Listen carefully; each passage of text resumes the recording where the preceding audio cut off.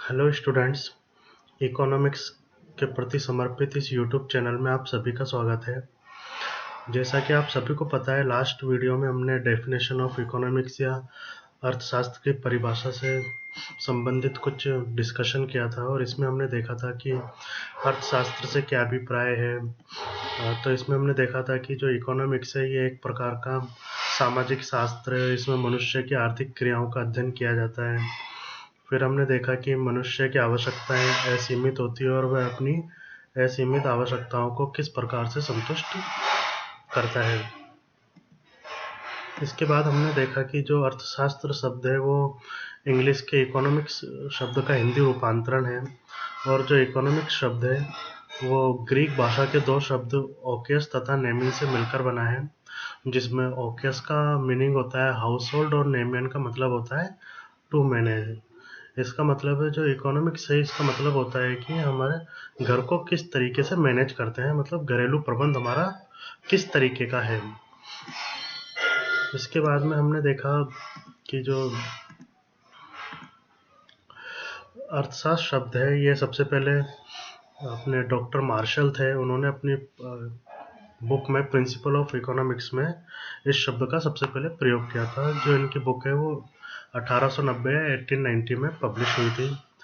इसके बाद हमने देखा कि जो हमारे जिस अर्थशास्त्र का आज हम अध्ययन कर रहे हैं या फिर फादर ऑफ मॉडर्न इकोनॉमिक्स वो एडम स्मिथ है। फिर हमने एडम स्मिथ की बुक देखी जो 1776 में पब्लिश हुई थी, an inquiry into the nature and causes of wealth of nation. इसके बाद हमने देखा कि एक नॉर्वे के एक अर्थशास्त्री थे जिन्होंने 1933 में इकोनॉमिक्स को दो पार्ट्स में डिवाइड किया, micro economics and macro economics. फिर हमने देखा था कि माइक्रो इकोनॉमिक्स को प्राइस थ्योरी भी कहा जाता है और मैक्रो इकोनॉमिक्स को इनकम एंड एम्प्लॉयमेंट थ्योरी भी कहा जाता है। और इसके बाद लास्ट में हमने देखा था कि जो अपने मैक्रो इकोनॉमिक्स का जो डेवलपमेंट हुआ है वो कीन्स की एक बुक आई थी, the journal theory of employment interest and money, जो 1936 में पब्लिश हुई थी।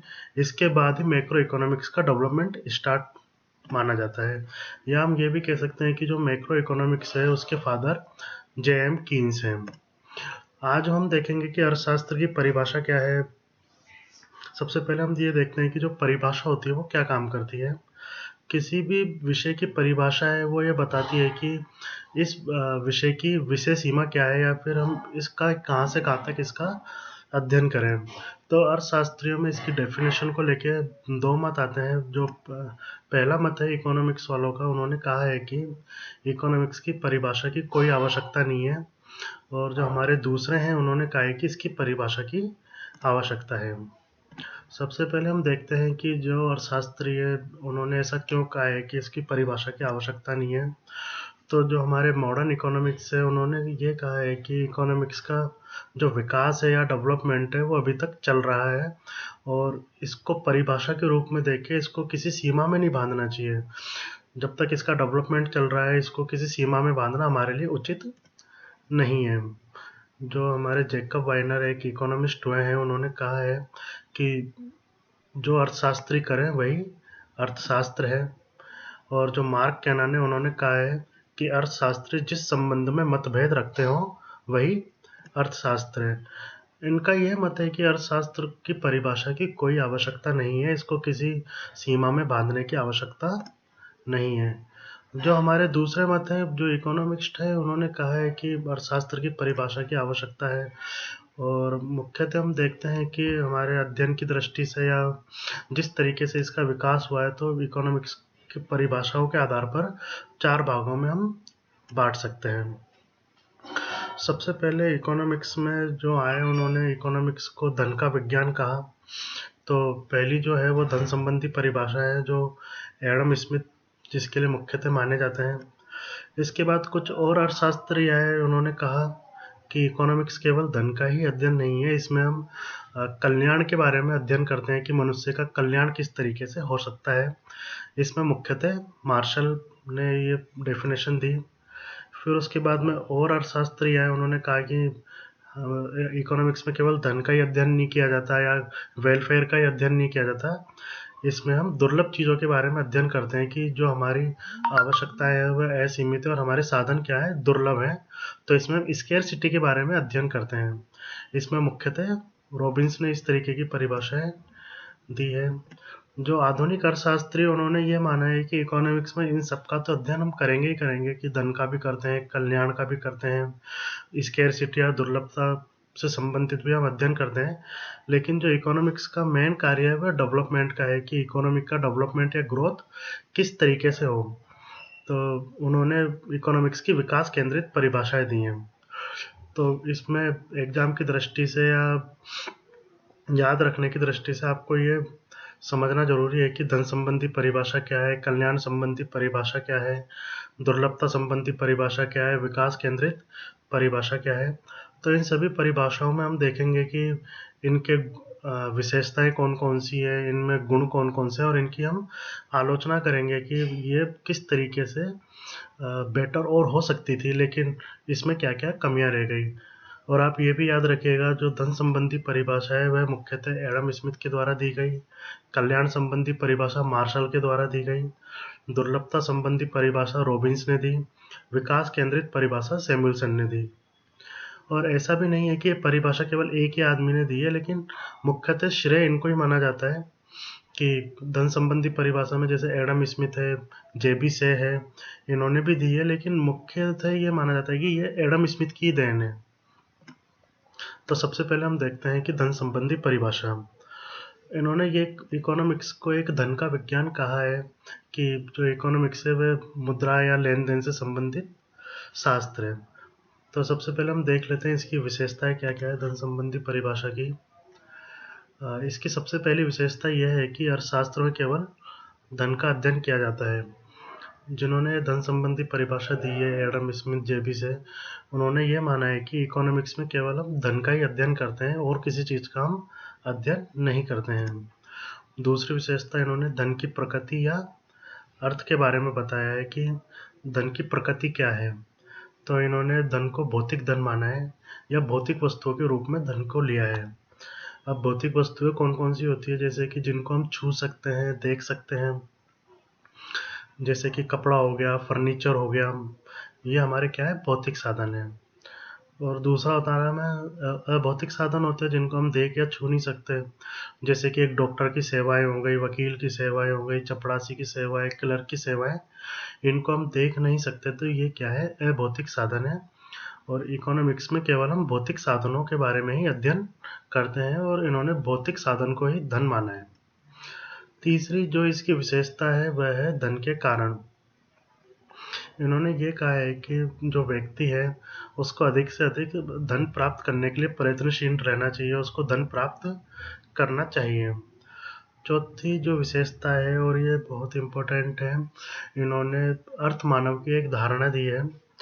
अर्थ मानव को हम इस तरीके से समझ सकते हैं कि कोई भी एक व्यक्ति जो केवल अपने बारे में ही सोच रहा है और अपने सुख सुविधाओं के बारे में, कि मैं अपने आप को किस तरीके से संतुष्ट रख सकता हूँ, इन्होंने इस तरीके के अर्थ मानव की धारणा दी है कि व्यक्ति केवल स्वयं के बारे में सोचकर कार्य करता है, और उसके बारे में, स्वयं के बारे में ही वो सोचता है। और अब हम इसके मेरिट्स या गुण देख लेते हैं। तो इस परिभाषा के आने से पहले इकोनॉमिक्स का एक स्वतंत्र रूप में अध्ययन नहीं होता था, और इसको एक राज्य के साथ इसका अध्ययन किया जाता था, पॉलिटिकल रूप में इसका अध्ययन किया जाता था। लेकिन जब धन संबंधी परिभाषा आई, तो इस विषय का एक अलग से स्वतंत्र रूप में अध्ययन किया जाने लगा, और इसमें व्यक्ति तथा राज्य दोनों का ही अध्ययन किया जाने लगा। पहले केवल इसमें राज्य का ही अध्ययन किया जाता था, लेकिन इसके बाद में इसमें व्यक्ति विशेष का भी अध्ययन किया जाने लगा इस परिभाषा के आने के बाद में। अब हम इसकी आलोचनाएं देख लेते हैं कि कुछ अर्थशास्त्री जैसे रॉबिन्स आ गए, मार्शल आ गया, उन्होंने धन संबंधी परिभाषाओं की कुछ आलोचनाएं की हैं, जिसमें सबसे पहली आलोचना यह की गई है कि इसमें धन को अत्यधिक महत्व दिया गया है।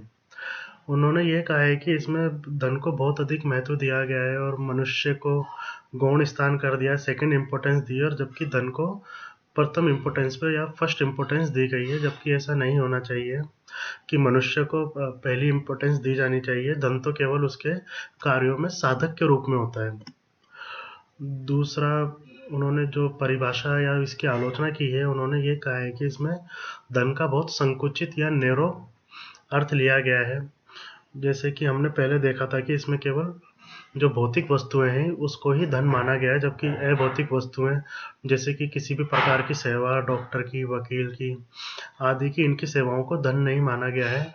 जिन्होंने इनकी आलोचना की, उन्होंने कहा कि भौतिक तथा अभौतिक वस्तुएं दोनों को ही धन माना जाना चाहिए। इसके बाद में जो इन्होंने अर्थ मानव की धारणा दी है, उसको लेकर भी अर्थशास्त्रियों ने इसकी आलोचना की है कि पूरे विश्व में इस तरीके का कोई आदमी नहीं होता सामान्यतः जो केवल स्वयं के बारे में सोचे। व्यक्ति अपने परिवार के बारे में, अपने धर्म के बारे में, संस्कृति के बारे में, उन सब के बारे में सोच के कार्य करता है, परिवार के लिए कार्य करता है, देश के लिए कार्य करता है। व्यक्ति कभी भी इतना सेल्फिश नहीं होता कि वो सिर्फ स्वयं के बारे में सोचे। उसके जीवन में ऐसा कोई ना कोई ज़रूर होता है जिसके लिए वह कार्य करता है। तो अर्थ मानव की धारणा की भी उन्होंने आलोचना की है। फिर कुछ अर्थशास्त्रियों ने कहा है कि इसमें कल्याण की उपेक्षा की गई है, केवल धन को ही महत्व दिया गया है। व्यक्ति के कल्याण को किस तरीके से बढ़ाया जाए उसको इसमें नेग्लेक्ट किया गया है। फिर इसमें दुर्लभता तथा चुनाव की समस्या की भी उपेक्षा की गई है। दुर्लभ तो आपको पता ही है कि जो हमारे साधन है, धन है, वो हमारे पास सीमित मात्रा में होते हैं। चुनाव की समस्या को एक एग्जाम्पल के द्वारा आपको समझाता हूँ। मान लीजिए आपके पास 10 रुपये हैं और आपको चॉकलेट खानी है। एक डेयरी मिल्क है और एक 5 स्टार है। डेयरी मिल्क भी 10 रुपये की है और 5 स्टार भी 10 रुपये की। अब हम चाहते हैं कि हमें दोनों चाहिए। अब हमारे पास है तो 10 रुपये, तो दोनों तो हम ले नहीं सकते, लेनी तो हमें एक को ही पड़ेगी। अब ये हमारे सामने चुनाव की समस्या हो गई कि दोनों में से हम कौन सी लें, क्योंकि हमारे पास जो पैसा है वो कम है। तो दुर्लभता तथा चुनाव की समस्या की इसमें उपेक्षा की गई है कि अगर व्यक्ति के पास कि कम रुपए हैं या धन इतना नहीं है, तो वह कौन सी वस्तु का चयन करें।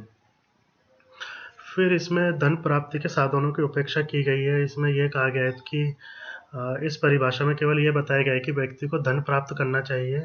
ये नहीं बताया गया कि किस तरीके का धन लेना चाहिए। कि अब मान लो कोई व्यक्ति चोरी कर रहा है, डाका डाल रहा है, वो अनैतिक तरीके से धन प्राप्त कर रहा है, और कोई आदमी बेचारा ईमानदारी से मजदूरी करके धन कमा रहा है।